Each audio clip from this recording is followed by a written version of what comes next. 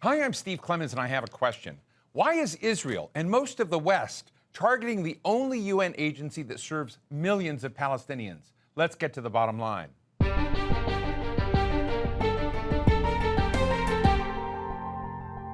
One day after the World Court ruled that it's plausible that Israel is carrying out a genocide in Gaza, Western countries did something strange. They didn't distance themselves from Israel. Instead, in a move led by the United States, more than 16 nations then started to suspend funding to UNRWA. That organization, the United Nations Relief and Works Agency, was created in 1949 and quickly became one of the UN's biggest programs, serving about 6 million refugees, descendants of the Palestinians who fled or were forced out of their homes by the creation of Israel in 1948. Israel now accuses 12 individuals out of UNRWA's 13,000 employees in the Gaza Strip of taking part in the surprise attack on Israel last October. The UN says it will investigate and publish its findings over the next few weeks. But UN officials warned that crippling UNRWA now, in the midst of a humanitarian crisis in Gaza, is to put even more lives at risk in a place where 100,000 Palestinians have already been killed or maimed by Israel, and almost 2 million are in temporary shelters with no place left to go. So what's happening to the millions of people, not only in Gaza, but throughout the region, who depend every day on UNRWA services to survive? And what are the politics at play?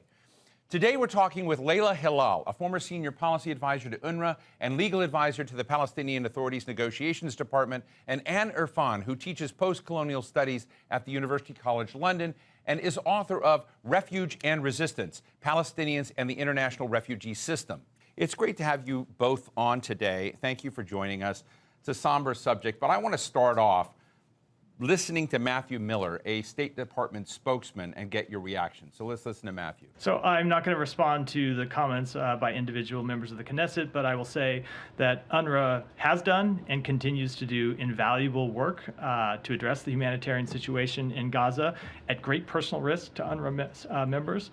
I believe it's over 100 UNRWA staff members have been killed doing this life-saving work, and we continue to not only support it, but we continue to commend them for the really heroic efforts that they make oftentimes while making the greatest sacrifice.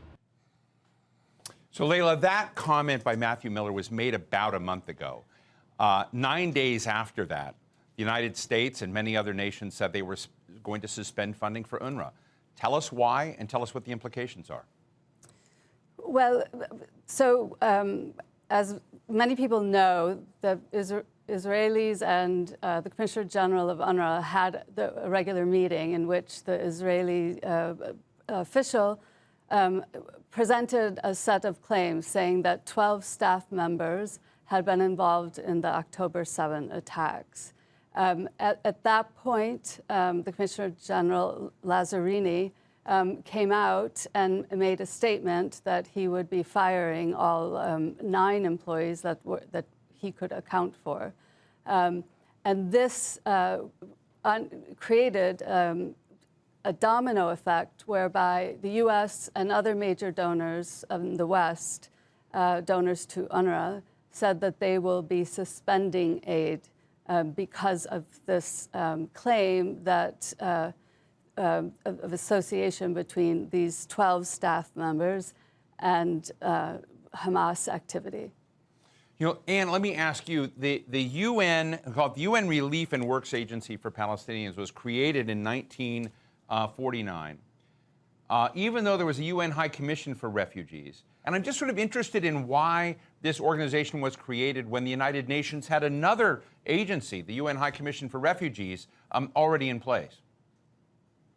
Sure. Well, first up, it's important to note that the UNHCR, the High Commissioner for Refugees, was not actually in existence when UNRWA was created. So UNRWA was created, as you said, at the end of 1949. UNHCR did not come into being until the following year. So that's the first thing to keep in mind. The other thing to be aware of is that when UNHCR was created, it had a restricted mandate, much more restricted than it has now, that enabled its work to only be applied to European refugees. So this idea of creating specific UN agencies for particular groups of refugees was very much the norm at the time. There was UNRWA for not actually for Palestinian refugees, but for Palestine refugees, refugees from Palestine, which until 1952 included also providing services to Jewish refugees. UNRWA stopped doing that in 1952 at the request of the Israeli government. So there was UNRWA, there was UNHCR, which came slightly later, and then in the 1950s we also had UNKRA, which was created for Korean refugees. So that was the norm at the time. It wasn't until 1967 that UNHCR's mandate was universalized and the Eurocentrism was dropped. I think that's the first thing that's really important to keep in mind here, because that often gets lost amidst all of the noise around this issue.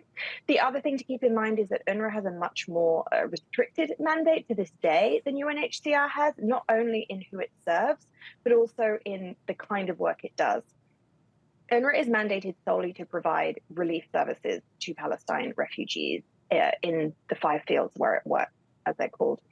UNHCR, by contrast, is also mandated to pursue durable solutions, what's called durable solutions, to cases of displacement, and to provide protection to the refugees it works with. So Palestine refugees are actually in some ways almost at a disadvantage, because the agency that serves them has a much more limited mandate than the agency that serves all other refugee groups. I don't want to spend too much time on it, but I found it an important distinction that UNRWA was in a way never designed to necessarily return people back to their homelands or to resolve those issues. Is that correct? That is correct, yeah. UNHCR does have this purpose of pursuing solutions, and it prefers the solution of return, as you've said. UNRWA does not have that purpose, and it's never been built into UNRWA's mandate. Well, Leila, I want to try to get at, again, the scale of this. So providing schools, hospitals, medical and food nutrition, kind of the broad social support. Within Gaza itself, there are 13,000 employees of UNRWA. The broader, when you look at the West Bank, you look at other displaced populations in Syria and Jordan. And so the footprint of this organization, one, it's a huge employer.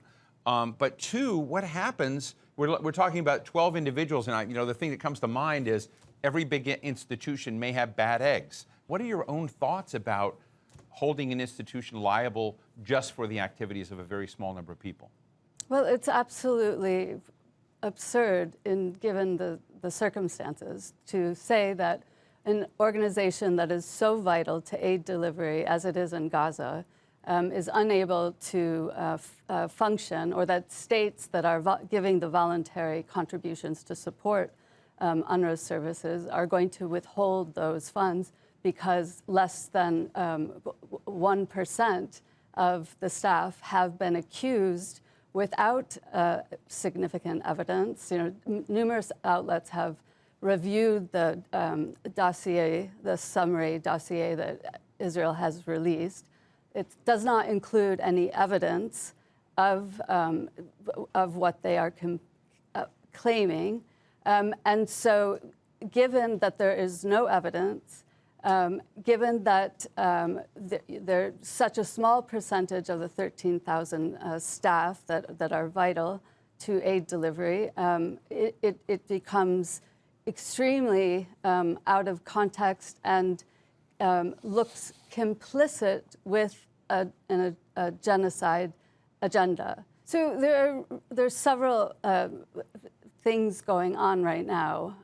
One of which is that Israel is, rhetorically and tactically using this claim of associating Hamas and UNRWA to mobilize American public opinion, to mobilize the Congress in an anti-Palestinian bias.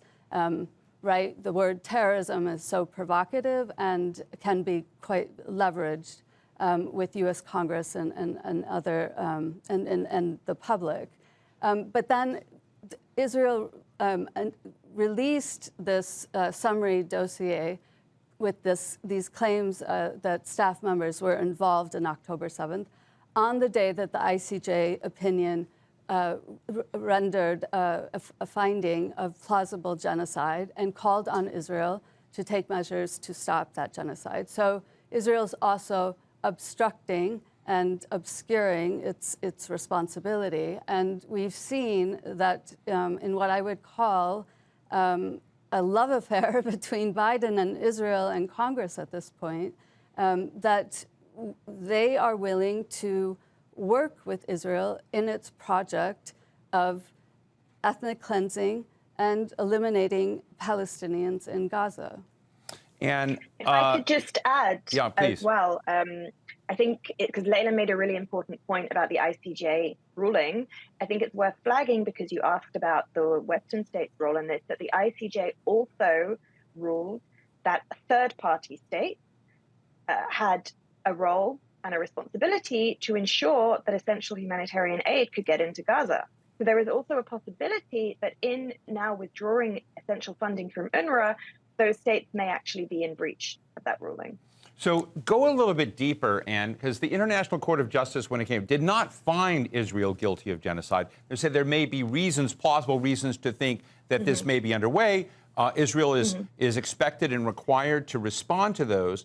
What's interesting to me is I'm unaware of any countries that distanced or suspended their relations with Israel after that ICJ funding. But literally on the day after, nearly 24 countries. I think we went from 9 countries and 16 countries, and now I think we're up to 20 countries right now that are at least temporarily suspending funds to UNRWA. And so Leila just said maybe this is a distraction tactic, but the systemic nature, the size, the biggest funders, Germany, the United States, the EU, all in the suspension line. What do you think is going on there? Well, I think it's worth keeping in mind that this has not come out of nowhere. There is a long-running, and there has been a long-running campaign against UNRWA, which predates October the 7th, which predates the current war by years. I mean, Netanyahu first called for UNRWA to be disbanded, I believe, in 2017. He called for it again in 2018. That same year, 2018, we had the Trump administration in close alliance with Netanyahu, pulling all of its funding for UNRWA. So there's been a long-running theme of basically smearing UNRWA, trying to present it as some kind of problem on the ground, often trying to conflate UNRWA's work with Hamas. And the latest allegations are really best understood in that longer-term context. Some on the Israel side, some, do not differentiate between Palestinian citizens of Gaza, and Hamas. But when you sort of look at that and you kind of look at the arrangement there, it then changes the game about how you look at UNRWA. If UNRWA is empowering and supporting all of these folks that you look broadly as an enemy, Israel has had UNRWA in its target list for a long time. But what does it think would be replaced? I mean, I think it raises the fundamental question, if not UNRWA, then what? Well, let me just say one thing very quickly, Steve, which is that Palestinians are not citizens of Gaza. Gaza is a very small strip of territory, and it is not recognized as a state. It is effectively occupied by Israel.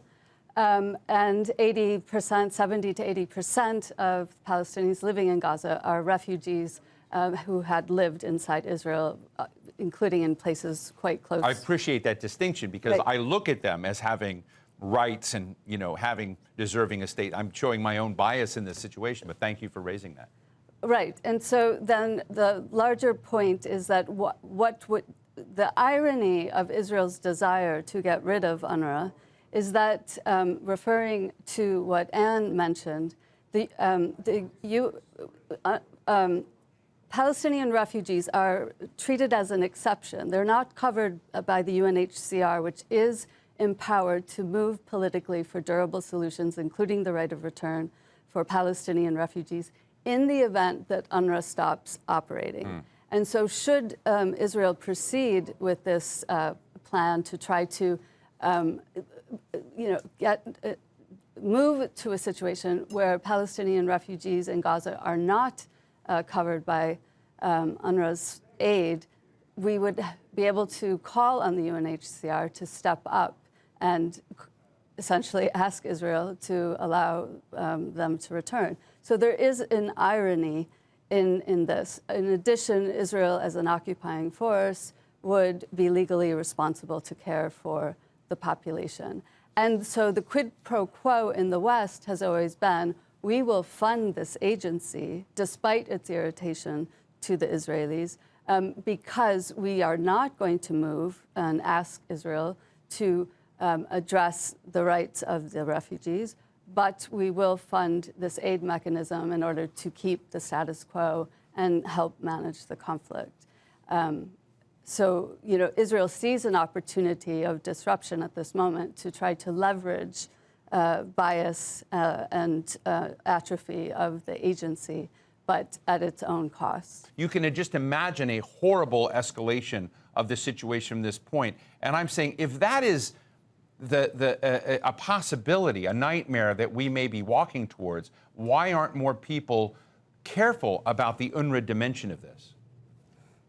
I think that's a very good question, and many commentators alongside Palestinians from Gaza have been raising the alarm for months now about the mounting evidence that the Israeli government is seeking to use this war as a way to forcibly displace possibly millions of Palestinians from Gaza.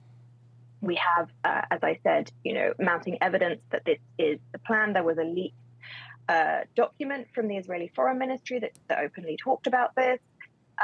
There have been suggestions coming from various members of the Israeli state that Gaza should be, quote unquote, emptied of its inhabitants.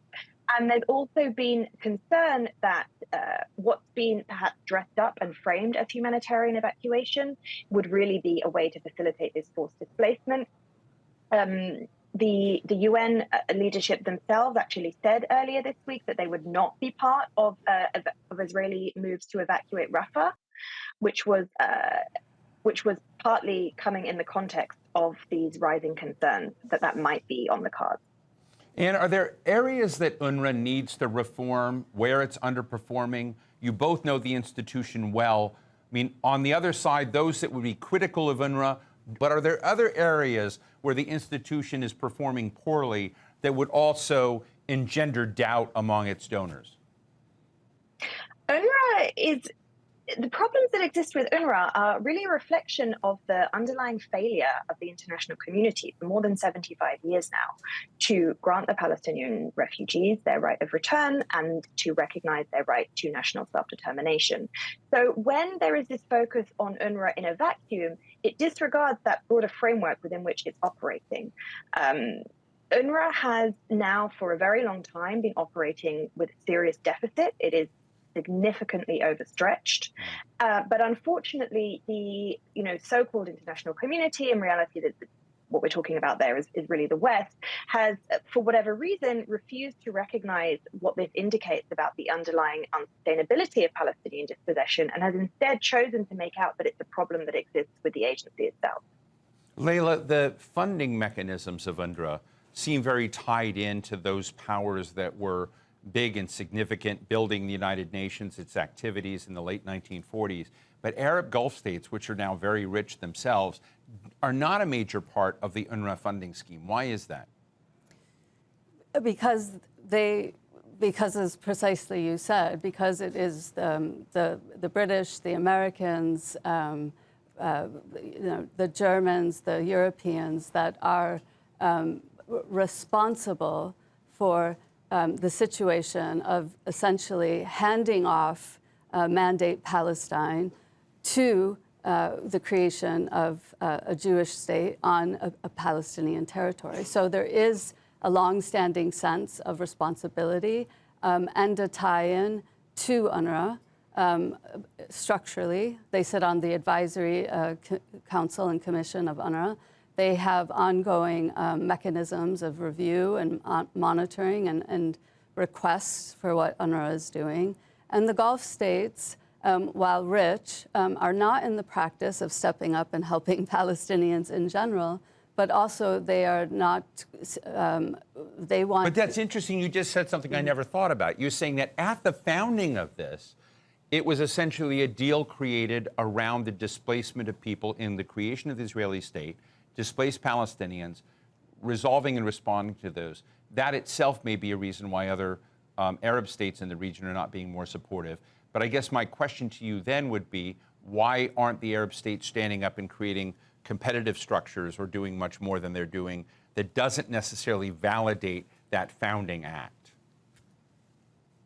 why should they, I guess, is what my question would be. I mean, ultimately, these are, Palestinian refugees are refugees because they are not allowed to go home. Their property was expropriated. The borders are closed to them by Israel because they are not Jewish.